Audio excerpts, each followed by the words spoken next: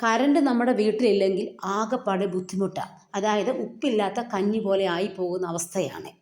ഇന്നത്തെ കാലഘട്ടത്തിൽ നമുക്ക് അരി അരയ്ക്കാനും കറി വെക്കാനും പാത്രം കഴുകാനും തുണി അലക്കാനും അതുപോലെ മൊബൈൽ ചാർജ് ചെയ്യാനും ടി വി കാണാനും നെറ്റ് ഉപയോഗിക്കാനും എല്ലാം നമുക്ക് കറണ്ട് വേണം. അപ്പം ഞാൻ വിചാരിച്ചു ഇടയ്ക്കിടയ്ക്ക് ഇങ്ങനെ കറണ്ടും പോകും, എന്നാൽ കറണ്ട് ചാർജ് കൊടുക്കുകയും വേണം. അങ്ങനെ സോളാറിനെ കുറിച്ച് ആലോചിച്ചു. സോളാറിനെ കുറിച്ച് ആലോചിച്ചപ്പോൾ സോളാറിൻ്റെ കാര്യം അറിയുന്നത് ഗവൺമെൻറ് നമ്മൾ അധിക ഫീസ് കൊടുക്കണമെന്ന് സോളാർ എടുത്തു കഴിഞ്ഞാൽ. അപ്പോൾ നമുക്ക് സോളാർ നഷ്ടമാണ്. അപ്പോൾ കറണ്ടും നഷ്ടം സോളാറും നഷ്ടം. പക്ഷേ പണ്ടുള്ള ആൾക്കാർക്ക് കറണ്ടും വേണ്ട സോളാറും വേണ്ട. ഒന്നാം തരം അരകലി അരച്ച ചമ്മന്തിയും നല്ല അമ്മിക്കല്ലിലാട്ടിയ നല്ല ദോശയൊക്കെ അവർക്ക് കഴിക്കാമായിരുന്നു.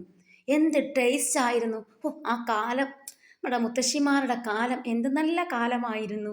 ഇപ്പോഴോ കാലമെല്ലാം മാറി. ഇപ്പം നെറ്റില്ലാതെ മനുഷ്യർക്ക് ജീവിക്കാൻ വയ്യ. കറണ്ട് ഇല്ലെങ്കിൽ മനുഷ്യൻ ആകെപ്പാടെ പെട്ടുപോകുന്ന അവസ്ഥയാണ്. ദൈവമേ, എന്ത് ചെയ്യാം ദൈവമേ.